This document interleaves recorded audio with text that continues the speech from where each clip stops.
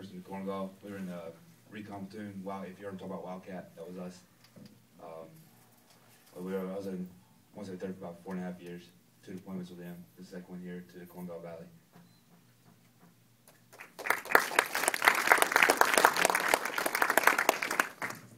I'm Sergeant Raeon. I'm from Syracuse, New York. I also got to the unit about the same time as John, about 5 years.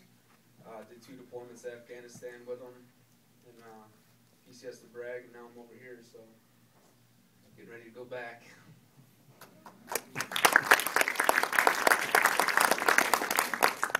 anyone have a question? I have one. I'll start. What was it like to be there in battle and have some guy with a camera? Was that off-putting, or was it more responsibility? How did that feel? At first, when he showed up, you hear a lot of bad stuff about the press. So, at first, everybody was like, all right, who's this guy?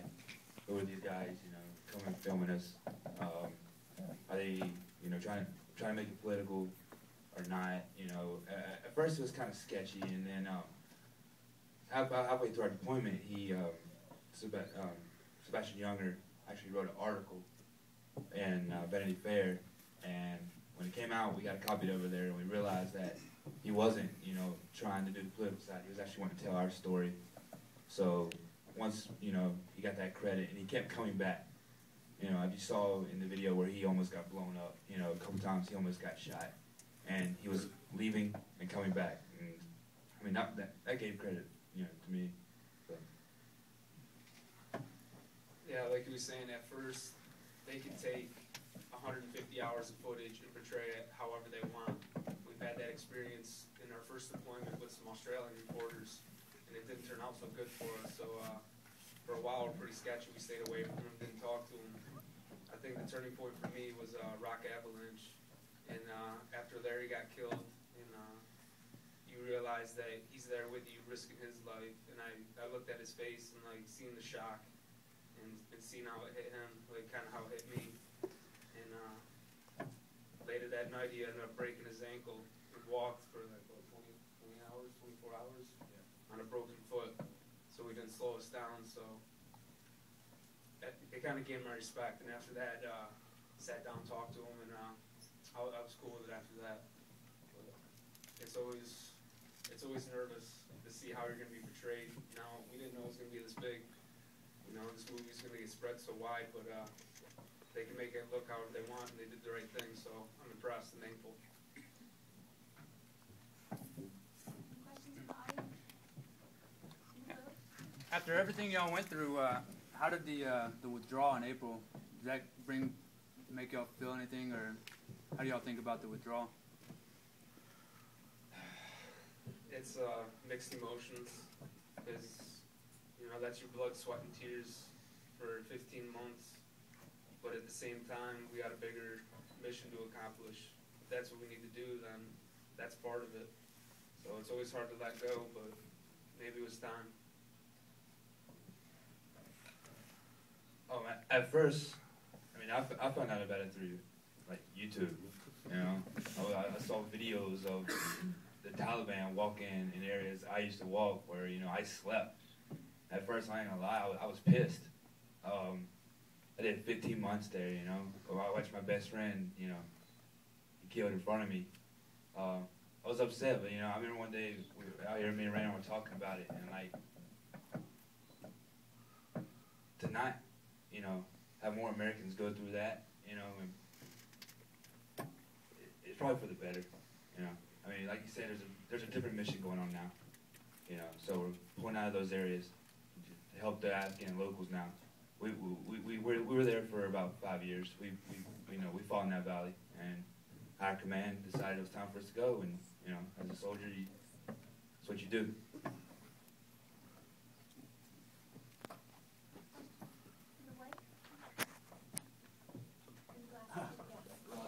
Hey, first I just want to say thanks to you guys. I actually went to high school with Brendan in Beaufort, Pennsylvania. We both came in the Army about the same time. And just thank you guys for enduring that and everything else. It's pretty wild. It's wild reading it in the book and then seeing Sebastian Younger's footage there. The only question I have is about your relief in place. You guys spend most of your time between the Kop and Restrepo, or do you guys have a rig process where you guys rip down off and down for any downtime at all? Oh, how it was you would do a couple weeks up at Restrepo, where one squad a week, was it a month? Yeah, once a month you would come down. But while you were up there, one squad mainly took like the security, the gun positions and stuff. One squad would be the patrol squad, so they would go out that week, would be there, and then one squad would, you heard talk about OP1, would be at OP1, and then a squad would be down at the Kop refitting, and pretty much like that for 15 months. Yeah, about 4 days at the Kop. Next question?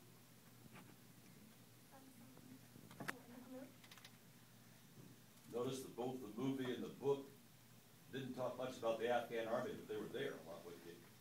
How was it? How'd you get along? It was a lot of different experiences.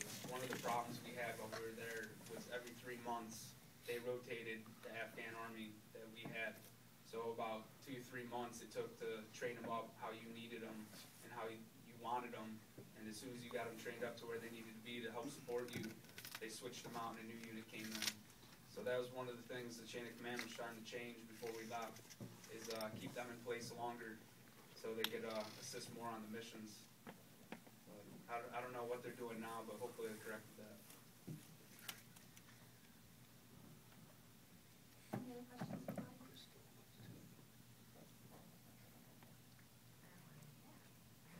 Ask some basic questions. You guys were in a really obscure area. I've been up to the top before.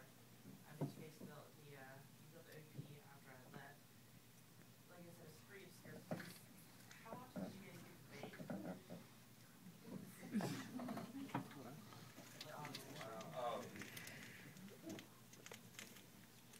Not that often. I think for the first few months, I don't remember taking a shower. But finally, once we did get a water source, I think the Taliban knew that was our water source, and it seems like every time we put it up, they would put a couple holes in it, drain our water. So, I mean, for the first few months, it was rare, but then, like, about halfway through, I'd say, through winter, we finally, it calmed down a little bit when we actually got to build some stuff up. Then, with all the guys out there rotating, probably about once a month, maybe.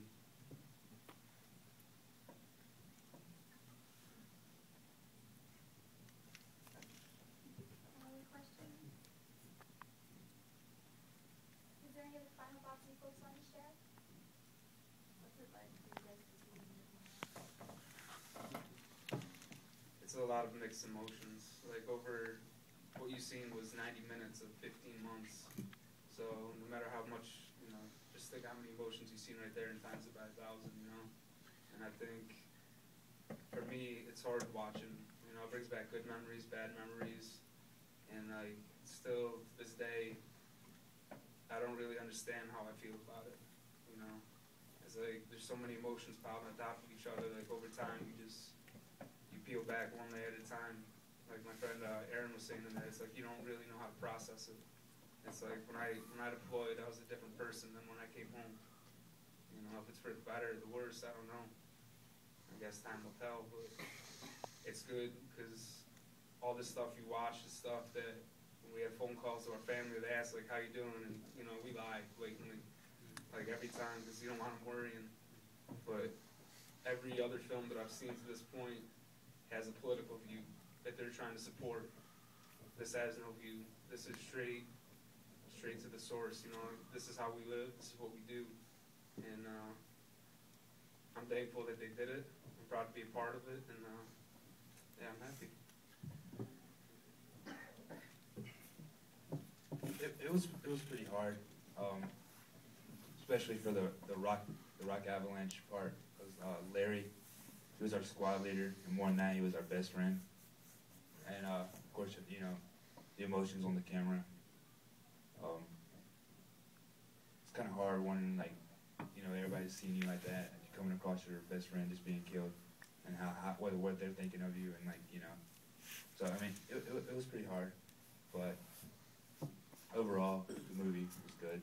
It was, like you said, no political view. It was us, guys, we were out there, and you saw, we had downtime, we got bored, and we did stuff to make the boredom go away that people probably think borderline crazy, but, you know, it's a way of coping with it, a way of, you know, dealing with getting shot at about every day.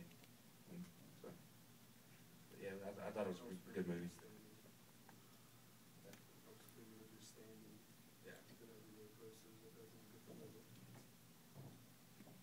Also, I think the movie helped. People always ask, you know, what's it like over there? And I don't think, unless you've been there, you know, I can sit here and talk to you for hours and tell you how it is. Unless you've been there, you'll never really know. But I think the video and also the book, if you haven't read it, It's a War by Sebastian Junger, help. I know my friends and family understand a little more of what I went through and understand why I'm reacting the way I am and stuff like that. So I think it's pretty good.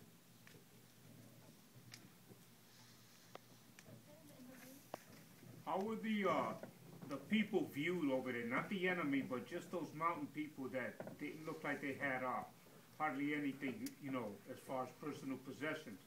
How were they viewed by us or by the Americans?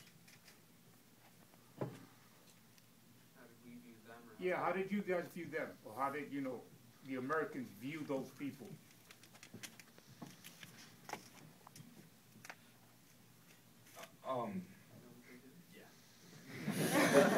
For me, like, I see them as like innocent bystanders. You know, it's a war-torn country. You know, there's good people, there's bad people, and they're kind of stuck in the middle. Because when we go in, you know, unfortunately, some of them get killed, and we try to help them as much as possible. But there's going to be a day when we leave, and they know that. So you try to balance it. You can't trust them, but you don't want to judge them either. So I try to keep it as neutral as possible. I didn't have hard feelings towards them. I didn't have good feelings towards them. It was just, you know, I guess for me that's what I had to do. One thing about the Korengal Valley people was they were totally different than the rest of the Afghanis. Like, they didn't want any outside influence, not even from that Afghan government. They were their own tribe. They were their own people. They don't care who you are. They didn't want you in the valley. So, I mean, one reason they were fighting for us, yeah, I guess it was a great piece of terrain, you know, for either us to have or the Taliban right there near Pakistan. But also that we were fighting the locals who just didn't want us in there. So I mean, and they liked it that way. I mean, they wanted to be by themselves, and you know, what, 3 years now they got it. So I don't know. Eventually, they got what they wanted. We left, and you know they're probably back to walking their goats and drinking their chai and doing nothing the way that they want it. So.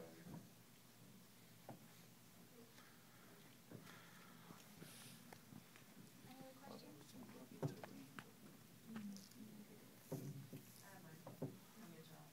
You're part of the brigade now, part of 3rd Brigade, and you're going back to Afghanistan. At least that's what we're slated for. How do you feel about that, going back? I'm not too sure yet. You know, I hope last time I left I didn't have to go back, but you know, you got to go somewhere sometime. I'm just glad.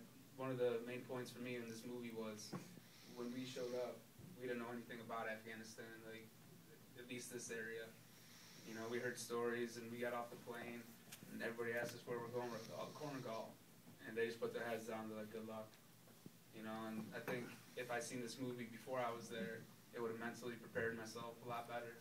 So I hope that, you know, the guys in this unit could watch that and realize that this isn't Iraq. It's not a cakewalk. You know, it's a lot different. And physically, mentally, you need to be prepared. So if this can help, you know, prepare for future units, then, you know, that's a good cause. So as far as going back, round 3.